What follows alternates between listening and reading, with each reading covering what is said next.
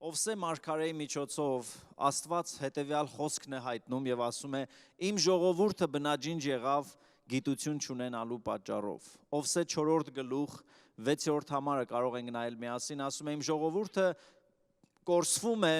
ոչ թե որ վատ են, ոչ թե որ անհավատ են, ոչ թե որ հավատարիմ չեն, այլ հիմնական պատճառը նա է, որ ժողովուրդս բնաջինջ եղավ գիտություն չունենալու համար, որովհետև մերժեցիք գիտությունը, ես էլ քեզ եմ մերժելու իմ քահանայությունից, եւ դու մոռացար քո Աստծո օրենքը, ես էլ քո որդկանցն եմ մոռանալու։ Տերը ասում է, եթե դու իմ օրենքը պահես, ես քո որդիներին չեմ մոռանա։ Միթե սա հրաշալի չէ։ Այնինչ դու այսօր անում ես, գիտեք, Աստծո օրենքը պահելը երբեմն զոհաբերություն է։ Երբեմն Աստծո կանոնի մեջ քայլելը նեղ ճանապարհ է ու քարքարոտ, բայց վերջը գովելի է։ Եվ Տերն ասում է, եթե դու իմ կանոնս պահես, եթե դու իմ օրենքս պահես, ես քո որդկանց չեմ մոռանա։ Եվ սկիզբը հայտնություն է տալիս ասելով, որ իմ ժողովուրդը բնաջինջ է լինում գիտություն չունենալու պատճառով։ Եվ դուք գիտեք ինքներդ, որ ինքս ես եւ այս եկեղեցում մենք ֆինանսական հարցերի մասին չենք խոսում ամեն կիրակի, ամեն անգամ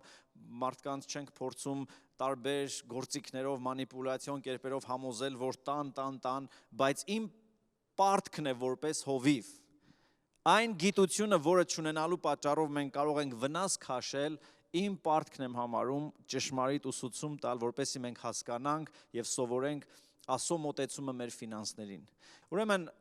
տասանորդի մասին կարելի է երկար խոսել, այսօր փորձելու եմ համառոտ, բայց դիպուկ խոսել, հուսով եմ, որ օգտակար կլինի սա։ Ղևտացիների գրքի մեջ 27-րդ գլուխ 30-ից 32-րդ խոսքի մեջ հետևյալն են կարդում. Երկրի բոլոր տասանորդը, երկրի հունձերից, ծառերի պտղից Տիրոջինն է, այն սուրբ է Տիրոջ համար, եւ եթե մի մարդ իր տասանորդից փրկելու լինի, այսինքն փախցնելու, չտալու, նրա վրա պետք է 5-րդ մաս ավելացնի եւ արչարների եւ ոչխարների ամեն տասանորդը, գավազանի տակից ամեն անցնողի տասանորդը պիտի սուրբ լինի Տիրոջ համար։ Ամեն հաշվելի բան տասանորդի ենթակա է, այսինքն այն ինչ որ Աստված քեզ կտա քո կյանքի մեջ հաշվելի, դու դրանից պիտի տասանորդ բերես Աստծուն։ Մինչև որ գնամ ավելի խորը մեկնաբանության, ուզում եմ ասեմ ինչ չէ տասանորդը։ Մենք հաճախ գնում ենք ընտրելու մի տեղ, գնում ենք ռեստորան, գնում ենք որևէ մի տեղ, որտեղ մեզ ծառայություն են մատուցում։ Որոշ տեղեր շատ հաճելի են, որոշ տեղեր մեզ բարձր մակարդակի սպասարկում են եւ մենք այնքան գոհ ու շնորհակալ ենք, որ ուզում ենք մի ձև շնորհակալություն ասենք։ Եվ հատկապես ռեստորաններում հաճախ տեսնում ենք այսպիսի մի անոթ, որի վրա գրված է tips, հետո գրած է thank you, շնորհակալ ենք։ Շատ ժամանակ, երբ որ մենք մտնում ենք եկեղեցիներ եւ այնտեղ կա գանձանակ, երբ որ այնտեղ կա տուրբ արկղ, որտեղ մենք տալիս ենք մեր տասանորդը, սիրելիներ, մենք կարծում ենք, որ դե լավ, մեր փաստորը ինչ լավ քարոզ տվեց այսօր մի որոշ գումար տամ, ալելույա, փառք Հիսուսին։ Սա տասանորդ չի։ Երբ որ դու գալիս ես եկեղեցի ու ոգևորվում ես, որ ես ինչ լավ էր այսօր, զգացի, ոգևորվեցի, կամ ինձ համար աղոթեցին, մի բան էլ դնեմ ու գնամ, եւ մտածում ես, որ այս է տասանորդ էր, ուզում եմ ասեմ, որ դա տասանորդ չի։ Ուրեմն ինչ է տասանորդը։ Սուրբ գրքի մեջ շատ պարզ ասում է ինչ է տասանորդը, եւ հենց բառը տասանորդ նշանակում է 10-րդ, այսինքն քո վաստակածի, քո աշխատածի 1/10 մասը, այսինքն բաժանում ես 10 մասի 9 քեզ 1 մասը Աստծուն, եւ սա դրած օրենք է, որ Աստված է դրել։ Ուզում եմ հետեւյալն ասեմ, սիրելիներ, Աստծո խոսքի ցանկացած պատվիրան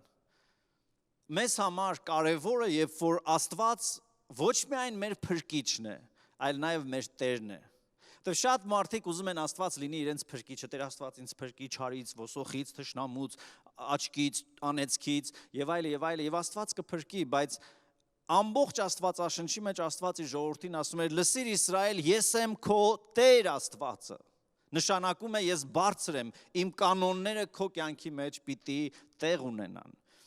Եվ նոր կտակարանի մեջ մենք գիտենք, որ Հիսուսը ոչ միայն մեր փրկիչը դարձավ, ոչ միայն մեզ փրկեց մեր մեղքերից, անեծքից ու հիվանդությունից, այլ նա նաև դարձավ մեր Տերը եւ մեր քահանայապետը եւ առանց նրա մեր կյանքում ոչինչ չի կարող լինել։ 5 տակարանի մեջ շատ համարներ կան, չեմ ուզում այսօր այդքան ժամանակ տամ, օրինակ Աստված ասում էր այգուդ մեջ խառը բաներ չցանես, ես եմ Տերը։ Այս բանը այսպես չանես, ես եմ Տերը։ Եվ շատ հաճախ այնինչ Աստված մեզ ասում է անելու, թվում է, որ իմաստ չկա։ Օրինակ պատկերացնում եք ո՞րն է իմաստը, ասում է թշնամից սոված է,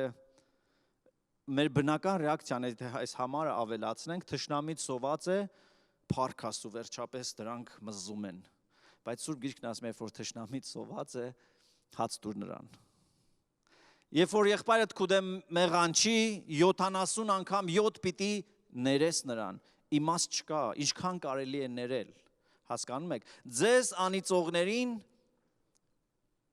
Աստծո զորությամբ անիծեք թող մեռնեն, մեր բնական ռեակցիան դա է, ոնց կլինի ինձ, իմ ընտանիքին, իմ նման մաքուր մարդուն, իմ օրինակելի ընտանիքին անեծքա տվե։ Բայց Աստված ասում է քեզ անիծողին պիտի օրհնես։ Արդյոք սրա մեջ կա մարդկային իմաստ։ Իմաստը մեկն է, Տերն է ասել։ Եվ այսօր ինչի մասին որ խոսում ենք,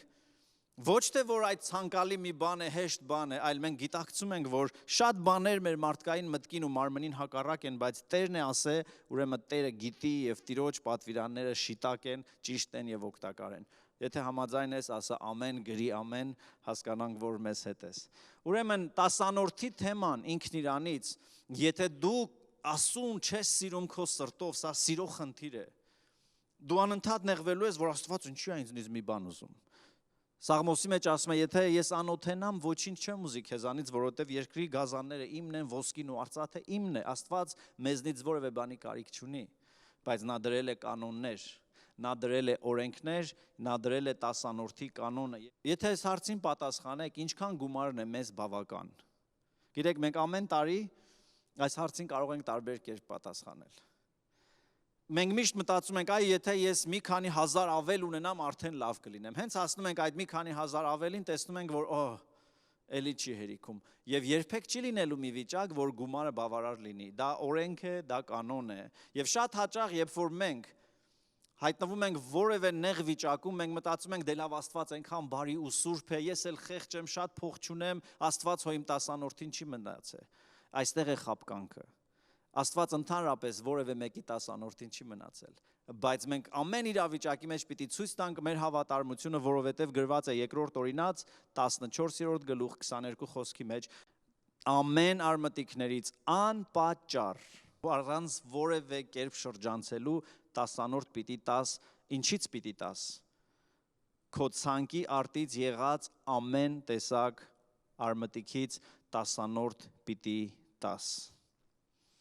Գիտեք, այսօր երբ որ խոսում ենք 10-րդից, մեր համար տարբեր է, որովհետև մեր օրերում մենք ունենք թղթադրամ։ Մենք փողը հաշվում ենք, մենք փողը ստանում ենք, որ երբեմն ամեն բան թվային է, մենք քեշ փող ձեռք չենք տալիս, գալիս է թվային, գնում է թվային եւ մեզ համար թվեր կան։ Ես ուզում եմ հետադարձ հայացք դարձնենք, ինչ էր այս խոսքը նշանակում 5 տակարանի մեջ, որ ասում է քո բոլոր արտից ելած ամեն տեսակ արմատիկներից։ Այն բիզնես միջավայր, այն բիզնես հնարավորությունները եւ հաշվելի այդ միավորները, որ մենք այսօր ունենք, այն ժամանակ չկար։ Մարդիկ հիմնականում հողագործ եւ անասնապահությամբ էին զբաղվում։ Գիտեք, բոլոր ժամանակներում, ինչպես հիմա, Աստծո ժողովրդի մեջ եղել են հարուստ մարդիկ, աղքատ մարդիկ, կրթված մարդիկ, անկիրթ մարդիկ, հարուստ ընտանիքից սերված, աղքատ ընտանիքից սերված, լավ գիտելիքներ ունեցող եւ տկարամիտ մարդիկ, մասնագետներ եւ ոչ մասնագետներ, տարբեր սոցիալական խավեր եղել են Աստծո ժողովրդի մեջ։ Մեր օրերում էլ նույնն է եւ եկեղեցում էլ նույնն է, տարբեր տեսակի մարդիկ կան եւ շատ հաճախ երբ որ մենք խոսում ենք 10-րդի մասին, մարդիկ մտածում են, դե մենք սովորական թոշակով ապրող մարդիկ ենք, 10-րդ տան նրանք ովքեր հարուստ են։ Սիրելիս, Աստծո համար հարուստ աղքատի խնդիր չի, Աստծո համար կա սկզբունք, Աստված ուզում է նայել մեր սրտին, որովհետև դրանով մենք ցույց ենք տալիս մեր հավատարմությունը։ Եվ երբ որ ասում է քո ցանկացած տեսակ եկամուտից պիտի բերես օրհնություն, պիտի բերես 10-րդ, ինչ էր դա նշանակում, սիրելիներ, Պատկերացնենք այն ժամանակ չկային, ինչպես ասում եմ, այսօրվա բիզնեսները չկային, մարդիկ չէին աշխատում մեծ ֆաբրիկաներում, գործարաններում, հիմնարկներում, չունեին իրենց բիզնեսը, նրանք կամ հողագործ էին կամ անասնապահ։ Եվ կարողա որևէ մեկը զարթնում էր առավոտյան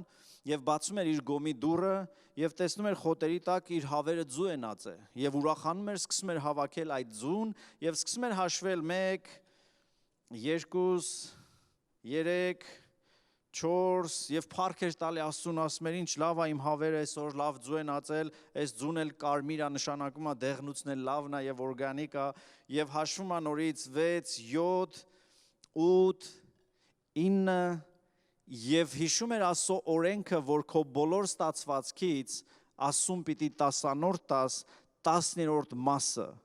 պիտի ասում բերես, նշանակում էր այս 10 ձուն, որ ուներ, հիշում էր, որ Աստված ասել է 9 ձուն քեզ, բայց 10-րդը սուրբ է, զատված է, առանձնացված է Աստծուն, ոչ մի պատճառով այն չվերցնես, չօգտագործես, չուտես, այլ անպատճառ, ինչպես գրված է 2-րդ Օրինաց 14:22-ի մեջ, ասում է անպատճառ 10-րդդ կբերես։ Հիմա կասեք, բայց այդ մարդը կարող է 10 երեխա ունի, խեղճ երեխեքի բերանից այդ մի ձուն կտրում եք, որովհետև Աստծո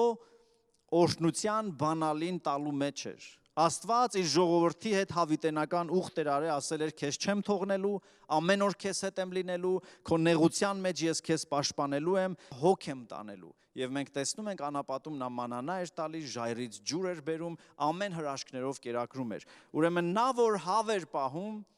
եւ իր եկամուտը ձուն էր, իր 10 ձվից 1 անպատճառ պիտի տար Աստծուն։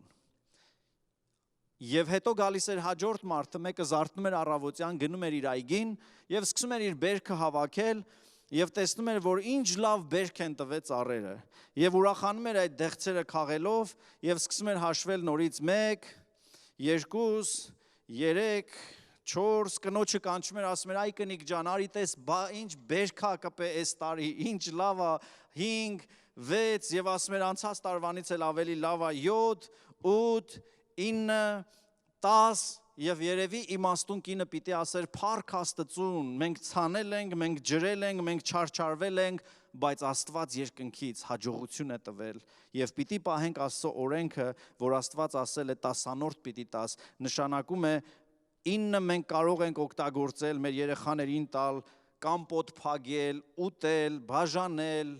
ինչ ուզում ենք անել, ճիր սարքենք, բայց 10-րդը պիտի տանք Աստծուն, որովհետև գրված է քո բոլոր տեսակ եկամուտից անպատճառ 10-րդ պիտի տաս։ Գալիս է հաջորդ մարդը, որը խեղճ տանջված իր ամբողջ ընտանիքով բրինձի մեծ արտեր ունի։ 2007 թվականին, հետո 2011 թվականին, երբ որ մենք գնացինք Հնդկաստան, ինձ համար ապշելու էր տեսնել աղքատ մարդիկ, հիվանդ, տկար, մարմնի դեֆորմացիաներով, այդ անծայրածիր բրինձի արտերի ջրի մեջ մինչև կոճերից բարձր, ինչպես են մարդիկ աշխատում բրինձը այդ արմատներից հանում, ավելի ապշեցուցիչ էր, երբ որ երեկոյան պաշտամունքը սկսվում էր փոքր եկեղեցում, մարդիկ գալիս են եւ ամեն մարդ իր փեշի մեջ, իր բռի մեջ բերում էր իր այդ օրվա 10-րդը բրինձի տեսքով եւ եկեղեցու բակում մեծ այսպիսի մի տակառ կար եւ բոլոր այդ բերած բրինձը դա իրենց 10-րդն էր, լցնում էին այդ տակառի մեջ։ Եվ ես առաջին մտածելը սա էր, որ խեղճ քասի բաղքատ մարդիկ Աստված ջան, ես ինչ դաժան ես դու, ես մարդիկ, այս բրինձը բերում են, այս հովիվներն չեն ասում մեղք եք դուք տարեք կերեք, որտեվ Աստված նորից իր ժողովրդին օրհնողն է։ Եվ մարդիկ իրենց բրինձի արտերը մշակում էին, այս գեղեցիկ փաթեթները տաթևն է օգնել, շնորհակալություն, բրինձա մեջը։ Եվ մարդիկ իրենց հունցքը հավաքում էին եւ ուրախանում էին, բարեկամներով կանչում էին, ասում էին, տեսեք ինչքան այս տարի մեր բերքը 3, 4, 5, 6, 7, 8, 9 եւ 10 Եվ հաստատ այդ ընտանիքում լինում էր մեկը, որ հիշում էր Աստծո օրենքը եւ ասում էր փառք Աստծուն, մենք քրտնել ենք, մենք չարչարվել ենք, վտանգներով ենք անցել, բայց Աստված օրհնել է եւ այս 9 մենք կուտենք, որովհետեւ Աստված ասել է հալալ է աշխատողին իր կերածը, իր քունը եւ Աստված աշխատող մարդուն հանգիստ է տալիս եւ օրհնում է աշխատողի ձեռքի գործերը Բայց նորից Աստված ասել է որևէ պատճառով չվերցնես ու չօգտագործես այն, ինչ Եհովայինն է եւ սուրբ է նրա համար, պատկանում է Աստծուն։ Եվ կասենք, այս աղքատ մարդկանցից ինչ եք ուզում։ Հետո լինում էին մարդիկ, որոնք շատ ավելի խելացի էին, որոնք շատ ավելի հեռատես էին, որոնց բախտը գուցե բերել էր եւ գիտեք ոսկու կռիվը միշտ եղել է։ Մարդիկ տարիներով ու դարերով ոսկի են փնտրել եւ գտել են եւ գուցե որևէ մեկը ոսկու հանք ուներ եւ ոսկու հանքի տեր էր եւ վերջապես երկար չարչարանքից հետո երբ որ սկսում էր ոսկին փնտրել ու հանկարծ բախտները բերում էր եւ սկսում էին ոսկու ձուլածոները հանել, իրանց այդ տարվա վերջը լիներ, ամսվա վերջը լիներ, նորից մարդիկ գալիս էին ոգևորված ու ասում են տեսեք ինչքան ոսկի ենք հանել, 1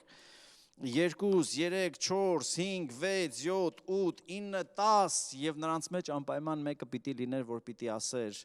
չմոռանաս, որ այդ ամենը վաստակելու համար քո Տեր Աստվածն է քեզ ուժ տվել, որովհետեւ երկրի ոսկին ու արծաթը Տիրոջինն է։ Եվ այս 9 կիլո, այս 9 կտոր ոսկի ձուլածոն քեզ ու քո սերունդներին ու քո երեխաներին թող հալալ լինի, որովհետև դա քո քրտինքն է, բայց տասանորդը սուրբ է Աստծո համար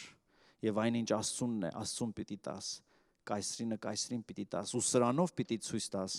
որ դու հավատում ես, որ քո կյանքը Աստծո ձեռքերում է եւ Աստվածը, որ քեզ տալիս է ուժ եւ իմաստություն եւ կարողություն վաստակելու։ Տեսնում եք, հողագործը, անասնապահը, խեղճ մարդը եւ հարուստը Աստծո օրենքը միևնույնն էր։ Հայաստանում լինի, Ամերիկայում լինի, Հնդկաստանում լինի, թե Ռուսաստանում լինի, Աստված իր ժողովրդին ասում է 1/10 պատկանում է Աստծուն, սուրբ է եւ ոչ մի իրավունքով չես կարող ծախսել։ Նորից Աստված ոչ միայն դա է ասա, իր խոսքի մեջ Աստված ասում էր իր ժողովրդին, վերցրեք միայն նրանցից, ովքեր հոժարակամ են։ Հասկանում եք, եթե դու հոժարակամ չես, ուրեմն քո սրտի մեջ խնդիր կա։ Եվ երբեք Աստված ինքը չի ուզում մի բան, որ քո սրտից չի գալիս, այնպես որ մի փնտրի կերպեր թաքցնելու եւ պահելու եւ չտալու, որովհետեւ նա մեր մտքերը գիտի եւ մեր սիրտը գիտի եւ նա քննում է, բայց իմ աղոթքն է, որ մենք հասկանանք, որ ինչ որ ունենք, ինչ որ ստացել ենք, Աստծուց է։ Եվ Աստված այնքան առատաձեռն է մեր հանդեպ, ասում է 9 քեզ, բայց 10-րդ մասը պիտի տաս։ Երկրորդ օրինաց 12-րդ գլուխ 17 խոսքի մեջ ասում է բնավ չուտես քո դռներում ցորենուտ, գինիտ, յուղիտ 10-րդը, առաջնեկներիդ կամ արչարներիդ ու հոտերիդ առաջնեկները, բոլոր ուխ տարած ուխտերդ ու կամավոր ու բարձրացնելու պատարակները 10 Տիրոջը։ Որևէ պատճառով մենք չենք կարող ուտել այն, ինչ մերը չի։ Գիտեք, խնդիրը սա է։ Շատ ժամանակ մենք, երբ որ մենք մտածում ենք, որ 10-րդը իմն է, այն ժամանակ մտածում եմ, նայեմ, տեսնեմ, եթե սրտովս է ամեն ինչ, եթե իմ ուզածով լինի ամեն ինչ, կարող ա տամ, եթե չէ, չեմ տա։ Եվ այդտեղ է սխալը, որովհետև հետո գալիս ենք եւ ասում ենք, ես 10-րդս բերել եմ։ Ինձ համար սիրելիներ 10-րդը Աստծունն է, որովհետև այդպես ասում է Աստծո խոսքը, 10-րդը Տիրոջինն է եւ այն Տիրոջ համար սուրբ է։ Ուրեմն այնինչ Տիրոջինն է, ես չեմ կարող ուտել։ Եթե ես ուտում եմ այն ինչ իմը չէ, ինչ է դրա անունը։ Ուրեմն եթե ես վերցնում եմ մի բան, որ Աստված ասում է դա քոնը չէ, նշանակում է ես զրկում եմ, ես իրավունքը խախտում եմ։ Դրա համար սիրելիներ մեզ համար կարևոր է եւ այս համարը երկրորդ օրինաց 12-17 ասում է բնավ երբեք չուտես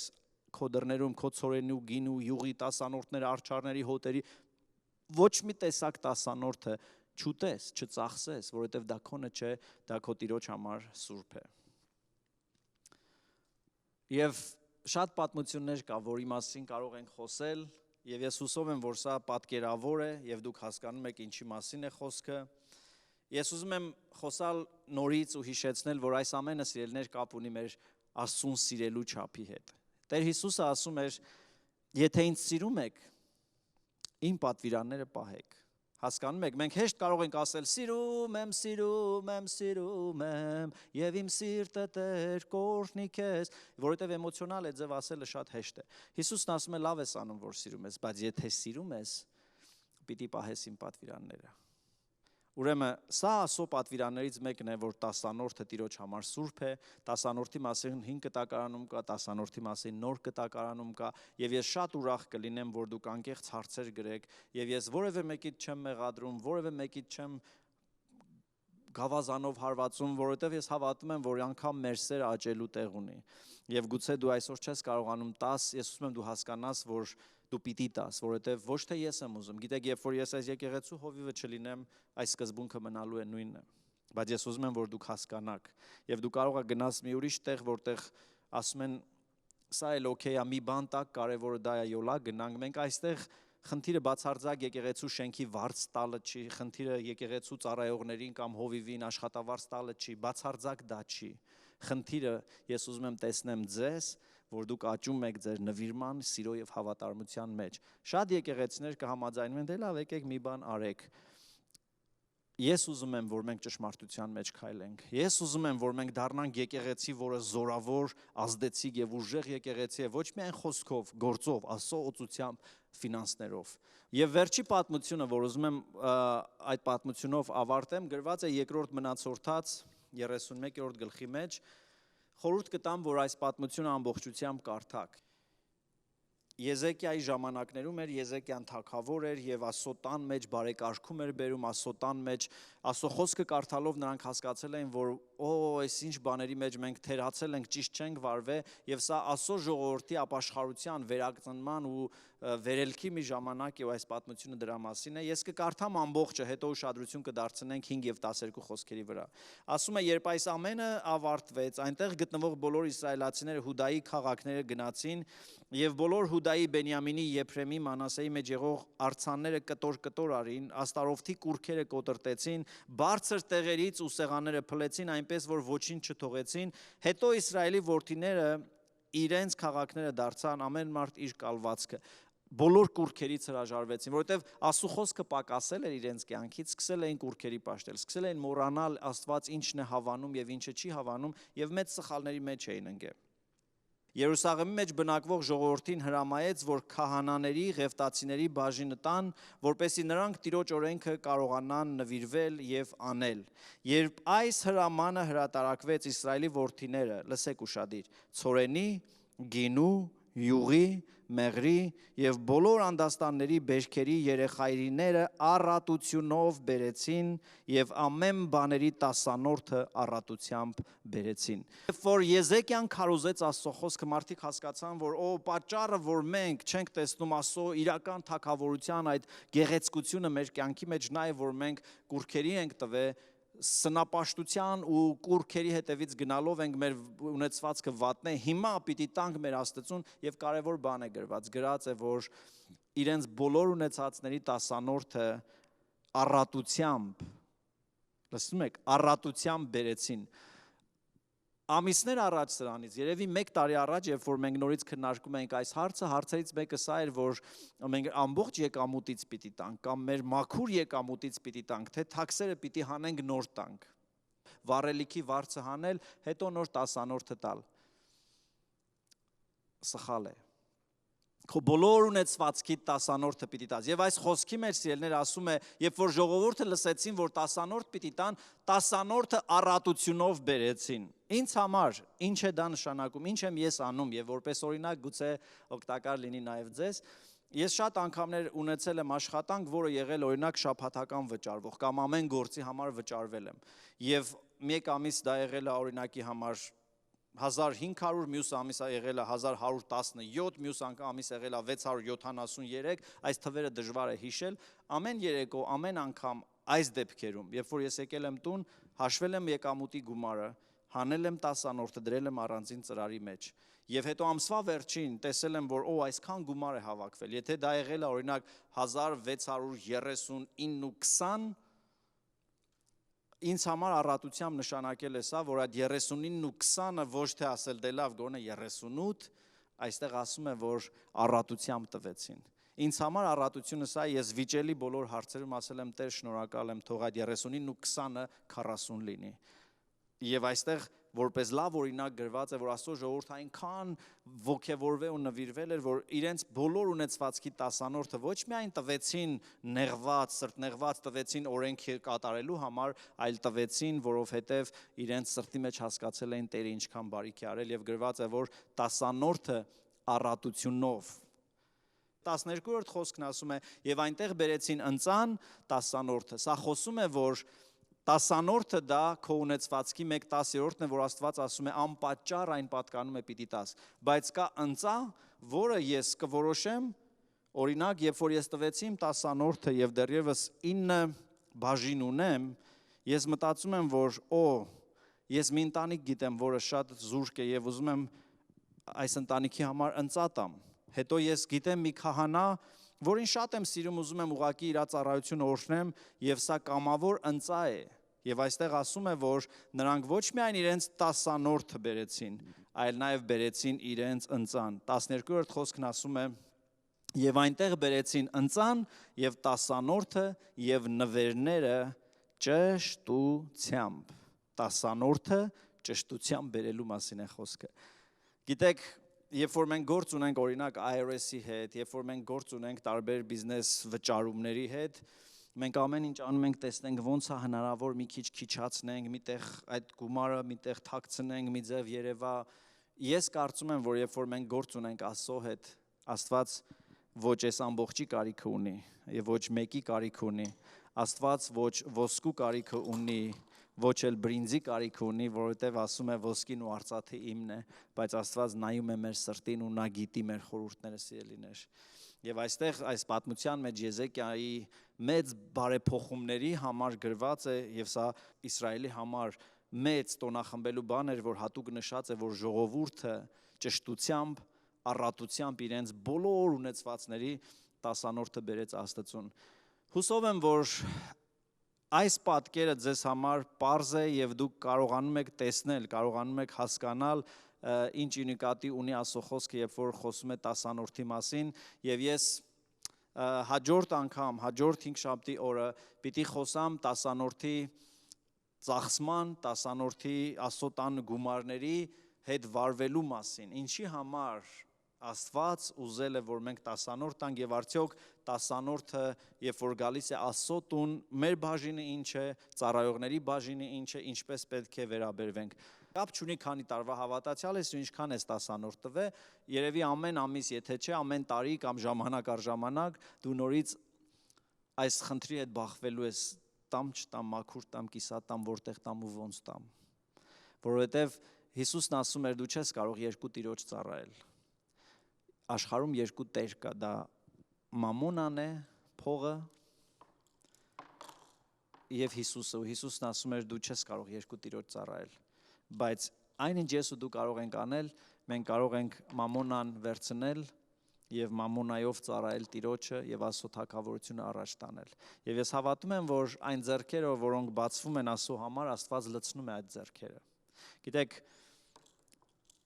Սուրբ Գիրքն ասում է առատությամբ տվողին Աստված առատապես պիտի տա։ Եթե քո բուրը փակ է, ես չեմ կարող այդ բռի մեջ ոչինչ լցնեմ։ Բայց երբ որ ես բացում եմ իմ բուրը տալու,